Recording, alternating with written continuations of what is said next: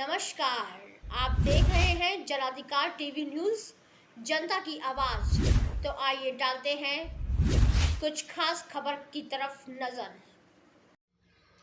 विगत दिनों भीम आर्मी के प्रदेश अध्यक्ष द्वारा क्षत्रिय समाज पर की गई अमर्यादित टिप्पणी पर सवर्ण समाज ने न सिर्फ रोष व्यक्त किया बल्कि राज्य सरकार से उक्त के विरुद्ध सुसंगत धाराओं में जेल भेजने की मांग करते हुए उत्तर प्रदेश के महामहिम राज्यपाल को संबोधित ज्ञापन स्थानीय उप जिलाधिकारी मिथिलेश त्रिपाठी को सौंपा। विधानसभा प्रभारी प्रदीप सिंह, भाजपा नेता संतोष सिंह, डीपी सिंह, सर्वेंद्र विक्रम सिंह, पप्पू सिंह, विजय सिंह तोमर, विनीत सिंह, रवि अवस्थी, श्याम श्रीवास्तव सहित सैकड़ों सवर्ण लोगों की उपस्थिति में उक्त ज्ञापन देते हुए बेहद नाराजगी जाहिर की गई। स्थानीय संवाददाता द्वारा पूछे गए एक प्रश्न के उत्तर में प्रदीप सिंह ने कहा कि यदि मानसिक विक्षिप्त महक तथाकथित सिंह को क्षत्रिय समाज से इतना ही कष्ट है तो आखिर सिंह उपनाम का क्या औचित्य है। इस तरह का बयान न सिर्फ अल्प ज्ञान का परिचायक है बल्कि देश के लिए क्षत्रियों के योगदान को बिसराने का प्रयास किया जा रहा है। आखिर अगर उक्त के कथानुसार क्षत्रिय अंग्रेजों की औलाद है तो विदेशी आक्रांताओं मुगलों के विरुद्ध युद्ध इन भीमटों ने लड़ा था। आंख बंद कर लेने से सूर्य का अस्तित्व समाप्त नहीं हो जाता। उन्होंने आगे कहा कि इस तरह के बयान को कतई बर्दाश्त नहीं किया जा सकता है और माफी की गुंजाइश तो बिल्कुल नहीं है। उन्होंने करणी सेना के वक्तव्य से स्वयं को जोड़ते हुए कहा कि यदि सरकार ने समय रहते संवाददाता दिलीप त्रिपाठी, महमूदाबाद, सीतापुर।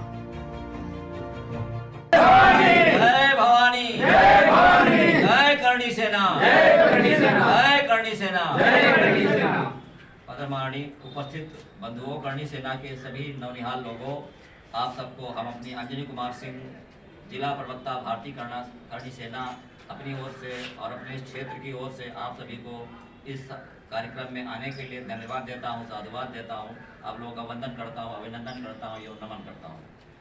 ये अत्यंत हर्ष का विषय है कि हम लोग आज इतनी संख्या में इकट्ठा हुए हैं।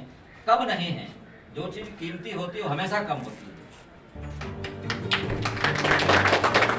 सोना भी घर घर है, हीरा भी घर घर है और लोहा भी घर घर है, लेकिन लोहा ज्यादा है और हीरा और सोना कम। जो चीज कम होती है वही कीमती होती है, खत्म हो जाएगी।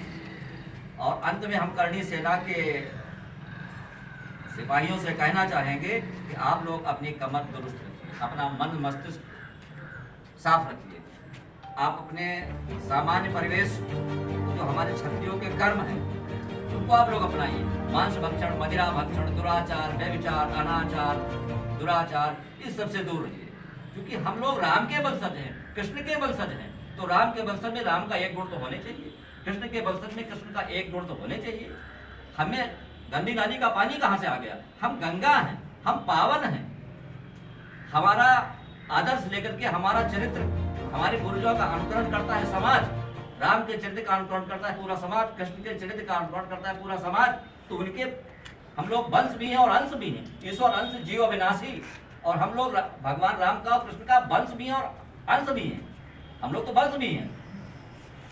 इसलिए हमारे में वही गुण होना चाहिए जो श्री राम में थे या श्री कृष्ण में थे। राम ने जो कहा है, राम ने जो किया है वो आप करें। प्रातः काल उठ के रघुनाथा, माता पिता गुरु नामाई माथा। अगर आप इतने सीख लें तो आपका जीवन धन्य हो जाएगा। कृष्ण ने जो कहा है वो आप करें। कृष्ण जो किया आप नहीं कर पाएंगे। कृष्ण 6 दिन के थे तो पुतना को मार डाला था, ये आपसे नहीं हो पाएगा। कृष्ण ने जो कहा है वो आप करें, राम ने जो किया है वो आप करें। राम का चरित्र अनुकरणीय है, कृष्ण का चरित्र अनुकरणीय है। हम लोग रामकृष्ण के वंशज हैं। कम से कम अपने में कुछ गुण तो लाए रामकृष्ण वाले, इससे हमारा समाज अनुकरण करता है। अब रही बात बलभद्र सिंह की, तो वो हमारे क्षत्रिय एक ऐसे जाबाज थे जो कि चहलारी में निवास करते थे और उनका जन्म 1840 में 10 जून 1840 को चहलारी में हुआ था और उनका 13 जून सन 1858 को शहीद हो गए। 18 साल 3 दिन की उम्र में वो शहीद हो गए थे। बोलो 18 साल 3 दिन का कोई बालक को बालक ही होता है ना। वो अंग्रेजों से कैसे लोहा ले लिया। बेगम हजरत महल वलीद अली शाह गिरफ्तार कर लिए गए थे, लखनऊ में अंग्रेजों ने गिरफ्तार कर लिया था। बेगम हजरत महल यहाँ बंदाबाद होते हुए, दौसा होते हुए चहलारी पहुंची और रात में उन्होंने बलभद्र सिंह से शरण मांगी। बलभद्र ने कहा माता जी आइए, हम आपको शरण देंगे। उसी दिन उनका गौना होकर के आया, वही रात थी। और सवेरे वो उनको लेकर के बौड़ी चले गए। बौड़ी में एक सभा हो जाएगी, वहाँ तमाम राजा महाराजे सब 30-40 राजा इकट्ठा हुए और एक पान का बीड़ा रखा गया कि जो सेनापति उस पान के बीड़े को चाप ले।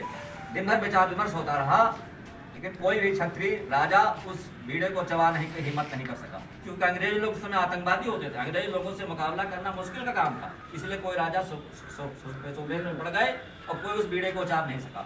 जब शाम हो गई, महारानी बेगम महल उदास हो गई, उनके आंसू आ गए, तब बलभद्र सिंह कुर्सी से कूदे और उन्होंने बीड़ा चाप लिया। कह लिया मां मेरे ने तो अपनी सेना के बारे में 600 सैनिक इनकी सेना में थे, जिनके हम लोग वंशजों की तलाश कर रहे हैं, और चालारी घाट के त्यागी महाराज के आश्रम पे उनका हम लोग स्मारक बनवा रहे हैं। यह स्मारक बहुत जल्दी बन के तैयार हो जाएगा, करणी सेना के सहयोग से ही बनाया जा रहा है, और तब आप लोग देखते आइएगा, देखिएगा उसकी क्या छवि होगी। तो 10 जून को 11 जून को ये सभा हुई बौड़ी में, और रात में पास हो गई, और 12 जून को वो चल दिए, और जहां आजकल चिन्हट है वहीं पर युद्ध हुआ। लाखों सैनिक थे इनके साथ में, जितने राजा थे उनके सब सैनिक भी थे, 600 सैनिक इनकी सेना में थे। और वो होप ग्रांट सेनापति था अंग्रेजों का, जो रेजिडेंसी में रहता था, उसकी सेना आ गई चिन्हट के बाद। जहाँ जो चिन्हट है ओवरा नदी के किनारे है, वहां तो सब जंगल था, अब तो वहां से बिल्डिंगें बन गई। तो युद्ध होता रहा, युद्ध दिन भर हुआ, और दिन भर अंग्रेजों की सेना भाग खड़ी हुई, और अंत में होने लगा कि भाई हम युद्ध बंद कर दो, हम वाजिद अली शाह को छोड़ देंगे और लखनऊ को आजाद कर देंगे। तब युद्ध बंद हो गया। अब ये लोग भी घायल हो गए थे। 12 जून की रात की बात है, अंग्रेजों ने रात में धोखे से हमला कर दिया। पछिलहरा, यानी पछिलहरा जो होता है 4 बजे के बाद, धोखे से हमला कर दिया। ये लोग सब घावों को सेक रहे थे, कुछ लोग मर भी गए थे, कुछ लोग अटैक हो गए थे, और उन्होंने बेगम हजरत महल को राजा नेपाल के नाम एक पत्र लिखा और रथ में उनको को रवाना कर दिया, क्योंकि धोखा था कि शायद अंग्रेज लोग धोखा कर ही जाए।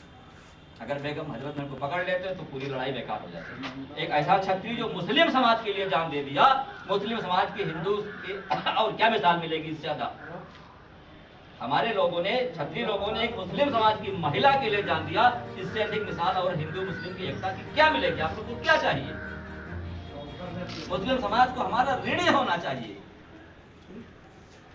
तो अब धोखे से हमला कर दिया, फिर युद्ध होने लगा। लड़ते लड़ते लड़ते लगभग दिन में 10-11 बजे इनका सर कट गया। जब सर कट गया तो धड़ लड़ता रहा। इतिहास में लिखा हुआ है कि धड़ लगभग 4 घंटे लड़ा था। धड़ ने दोनों हाथों से तलवार चला करके गाय और मुर्गी तरीके से लोगों का काटना शुरू कर दिया। अब अंग्रेज लोग घबरा गए कि ये कैसी आदित्य शक्ति है जो बिना सर के लड़ रही है। रावण का जब भगवान राम सर काट देते थे, जब शिव के आशीर्वाद से उसके सर जम जाते थे, तब वो लड़ता था। यहाँ सर जमा तो नहीं, धड़ ही लड़ता रहा। अंग्रेजों ने पंडितों से पूछा, या विद्वानों से पूछा, पंडितों क्यों नाम, विद्वानों से पूछा, आप लोग समझ जाएंगे कौन राय दिया होगा। विद्वानों से पूछा कि यह धड़ कैसे गिरेगा, तो लोगों ने बताया इस एक लग्गी में काला कपड़ा छुआ दिया जाए, इसको गंदा कपड़ा, तो यह धड़ गिर जाएगा। और वो लग्गी में काला कपड़ा छुआ दिया गया, वो धड़ गिर गया। वो बलभद्र सिंह की लाश शांत हो गई। ये खबर महारानी विक्टोरिया को इंग्लैंड में मिली। महारानी विक्टोरिया तुरंत हवाई जहाज से लखनऊ आई, और उन्होंने और ये घटना देखी तो होप ग्रांट को सस्पेंड कर दिया और कहा ऐसा वीर मारने को थोड़ा था, ये तो आदरणीय था, पूजनीय था, इसको तुमने क्यों मार दिया? होप ग्रांट को सस्पेंड कर दिया गया। और इधर कल्याणी देवी जो महारानी बलभद्र सिंह की पत्नी थी, उनको खबर मिल गई मेरा पति शहीद हो गया, तो ये लाश मांगने लखनऊ चली गई चिन्हाट में। महारानी विक्टोरिया ने बड़े आदर से इनकी लाश वापस कर दी और वो आकर के चालारी में सती हो गई। इधर होप ग्रांट जब बहाल हुआ, 2-3 साल बाद जब होप ग्रांट बहाल हुआ, तो उसने पहला काम यही किया कि उस किले को, आजकल बुलडोजर होता है तब कुछ रहता होगा, उससे पूरा टीला ढहवा दिया। आजकल वो तमौरा डी के नाम से प्रसिद्ध है इतिहास में। हमारे गांव से लगभग 2 किलोमीटर पर वो टीला है। आप लोग जो लोग देखना चाहें वो आ सकते हैं, मैं उन्हें घुमाऊंगा। मैं वहाँ हर शनिवार को सन 15 से प्रतिदिन हर शनिवार को जाता हूँ। शाम को 4-5 बजे 2-3 घंटा बैठता हूँ, कथा भी होती, प्रसाद भी चढ़ता है, जो लोग आ जाते हैं तो सत्संग भी होता है। ये है संक्षिप्त इतिहास बलभद्र सिंह का। ऐसा वीर सेनानी योद्धा था, और उन्होंने केवल कभी भैंस का दूध नहीं पिया, तो अपनी माँ का दूध पिया होगा, या एक गाय थी उनके पास जिसको घिरऊ महतो गौलोक के पालते थे, उसकी गाय का वो दूध पीते थे। एक गाय के दूध का ही प्रभाव था कि सर कट गया और धड़ लड़ता रहा।